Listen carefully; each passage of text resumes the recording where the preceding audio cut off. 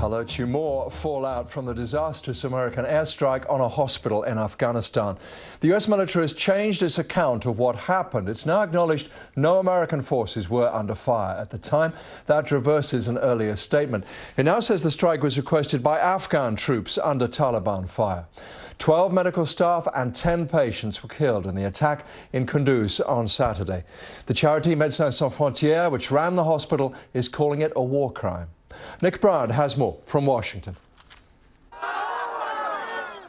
The Afghan flag was raised again today over the governor's office in Kunduz. Proof, according to the government, that the Taliban no longer controls the city. But the recriminations are still continuing over the human cost of that victory. Collateral damage was the cold jargon first used by the Pentagon to describe the US airstrike on this hospital, which killed 22 people.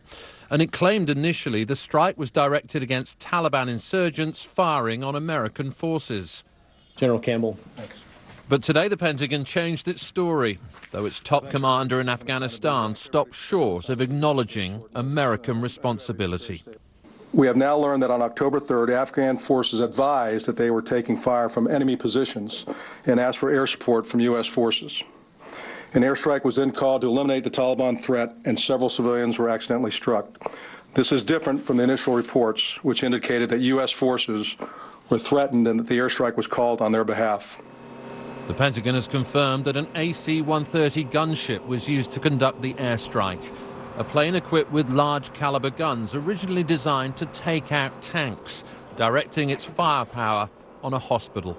The airstrikes on Saturday were carried out amidst fierce fighting between government soldiers attempting to reclaim the city after the Taliban had taken control of it earlier in the week. Afghan forces moving up from the airport, as well as government troops fighting in the east of the city, may have pushed the militants closer towards the hospital.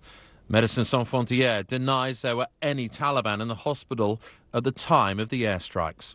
We're very concerned at the inconsistent accounts of what exactly happened that we are hearing from the US government, from collateral damage to a tragic incident to now passing responsibility to their Afghan allies. As the wounded continue to be treated, MSF has repeated its demand for an independent international investigation into whether a war crime has been committed. For more than a decade now, civilian deaths caused by the American military have made it much harder to defeat the Taliban. And this hospital airstrike looks like being one of its worst self-inflicted mistakes. Nick Bryant, BBC News, Washington.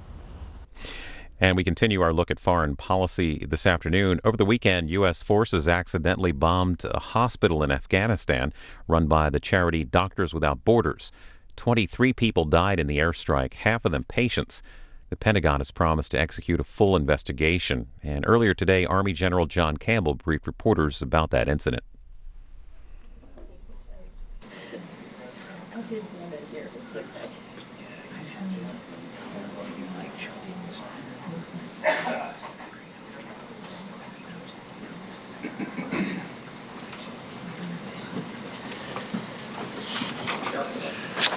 Good morning. Be welcoming here General Campbell, who's the commander of Resolute Support Mission and U.S. Forces Afghanistan. He's only got time for a short statement and a few questions, so please understand our time limitations. General Campbell. Thanks. Well, thanks everybody for taking the time to be here on very short notice. I do have a prepared statement I'd like to read through here and then take a couple questions. I want to take this opportunity to address the very serious and tragic circumstances of the airstrike that occurred in Kunduz on October 3rd. I offer my deepest condolences to those innocent civilians who were harmed and killed on Saturday. I echo the Secretary's comments about the tremendous work that Doctors Without Borders conducts in Afghanistan and throughout the world. They have provided invaluable medical assistance to those most in need in Afghanistan.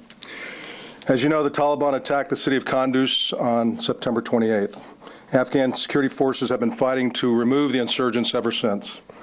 Unfortunately, the Taliban have decided to remain in the city and fight from within, knowingly putting civilians at significant risk of harm.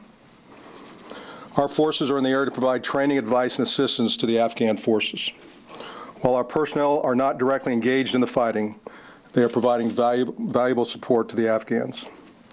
Afghanistan remains an area of active hostilities, and our personnel continue to operate in harm's way.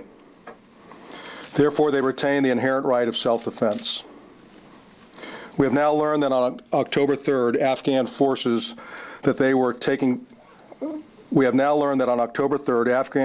advised that they were taking fire from enemy positions and asked for air support from U.S. forces. An airstrike was then called to eliminate the Taliban threat, and several civilians were accidentally struck. This is different from the initial reports, which indicated that U.S. forces were threatened and that the airstrike was called on their behalf. As has been reported, I have ordered a thorough investigation into this tragic incident, and the investigation is ongoing. The Afghans had ordered the same. If errors were committed, we will acknowledge them. We'll hold those responsible accountable, and we will take steps to ensure mistakes are not repeated. We'll await the outcome of the investigation, provide any additional updates, and we will share the results of the investigation once it is complete. As you know, the United States military takes extraordinary steps to avoid harm to civilians. However, the Taliban have purposely chosen to fight from within a heavily urbanized area, purposely placing civilians in harm's way. We will continue to take all necessary steps to avoid future civilian casualties. Again, I want to offer my deepest condolences to those innocent civilians who were harmed and killed on Saturday. Additionally, I would be remiss if I did not offer my condolences to the crew and passengers of the C-130 aircraft that crashed on Friday, October 2nd. The 6 airmen who were lost in the accident will arrive at Dover today. These and all of those who have fallen before them are the true heroes of our efforts in Afghanistan over the past 14 years. And I'll take a few questions. Mick, please. General, your revelation that it was the Afghans that advised the Americans, have you ordered a suspension or change in the current rules of engagement? Now, I won't go into current or past rules of engagement, but I would tell you that our men and women continue to understand the rules of engagement, follow those rules of engagement. This was a case, again, more will come out from the investigation. That's why we have these investigations. I have had the opportunity to talk to the investigating officer, Brigadier General Rich Kim, who is up in Kunduz now. That's why I pass out this additional information. And again, I want to be able to let the investigation go its course and then provide updates based on that. But I have not suspended train, advise, and assist support to the Afghans. Those rules of engagement allow for the Afghans to call in American airstrikes, and what kind of fallback or fail-safe system is there in that process? Well, I appreciate the question, but again, I don't want to go into those great details yet until we get the investigation, and I don't want to cover into rules of engagement in this forum at this point in time. But those will come out as we go through the investigation. We'll make sure those are the same type of questions that I know everybody would want to ask, and those will come out in the investigation. One final question, General, if I could. Does this raise doubts? Does this bring into question the current strategy to train the Afghans? Do they have the ability to take over that fight?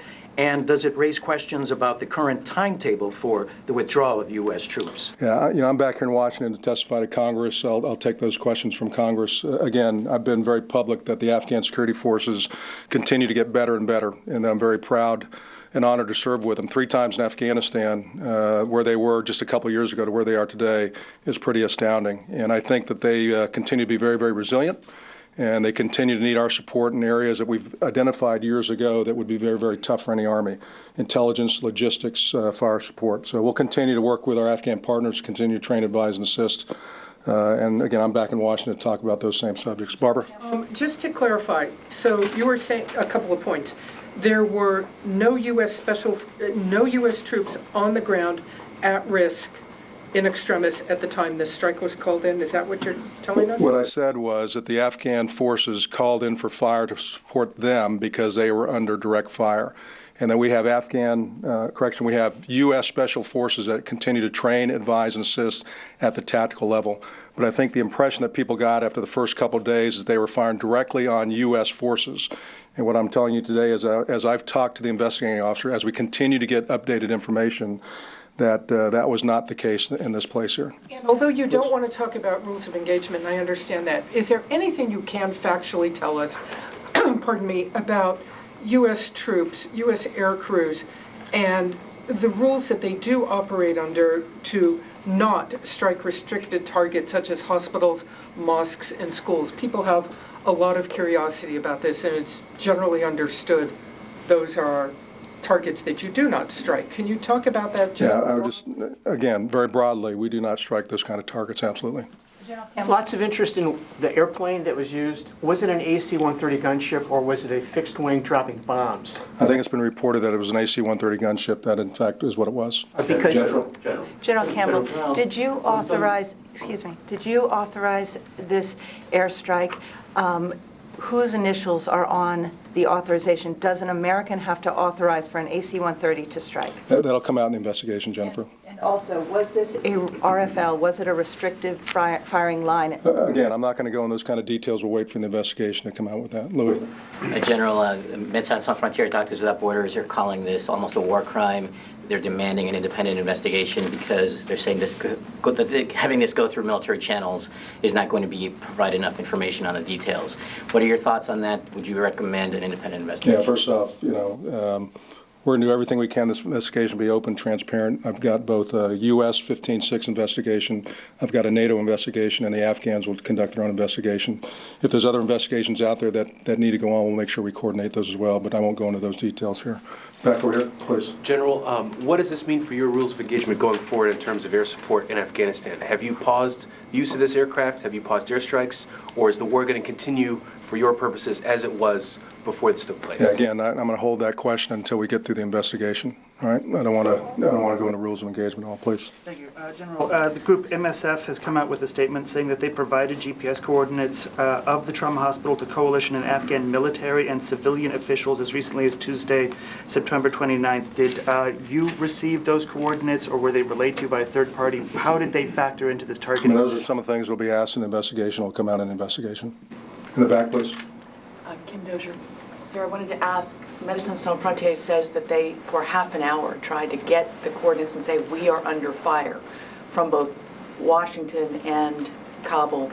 Why didn't that get up the chain of command faster? Again, that's why we do these investigations. That'll all come out in the investigation. Very detailed explanation of what we know, what we don't know. All those questions that you're asking are the same type of questions that the investigating officer, General Kim, will ask as well. Please. Just make it crystal clear, there were no U.S. JTACs under fire at the tactical level when this airstrike was called in. And what I said was that the Afghans asked for air support from a special forces team that we have on the ground providing train, advise, and assist in Kunduz. The initial statement that went out was that U.S. forces were under direct fire contact. And what I'm doing is correcting that statement here. Please. Thank you, General. Good to see you too. So just so I understand this, U.S. forces, how close were they to the Afghan forces that called in the strike? Were they with them at the time? Again, that'll come out in the investigation. I'm not going to go into those details. All the questions you're asking are very good questions. Are the same questions that the investigating officer is taking a look at. I should have a preliminary report here very shortly, in the next couple of days. Again, Brigadier General Rich Kim is my senior investigator. He's on the ground in Kunduz today. I had an opportunity to talk to him this morning. And as I get additional information, we'll make sure we work through the Joint Staff and OSD. I'll take one more question in the back here, please. General Campbell, would it have been more helpful to your forces and the Afghans if an A-10 was flying overhead? Say that, if an A-10 was flying overhead? What I would tell you is our forces and the Afghan forces continue to work very hard to minimize any kind of civilian casualties. I'm not going to get into different kind of platforms, A-10 versus AC-130. All of this, all the questions you asked are very good questions. They will come out in the investigation. We'll be open and transparent with this. We'll make sure, again, that there's a U.S. piece of this, there's a NATO piece of it, and the Afghans as well want to make sure that they conduct their investigation. And we work together with all of them. And as soon as we have additional information that we can provide, I'll make sure that we provide that. Thank you again very much.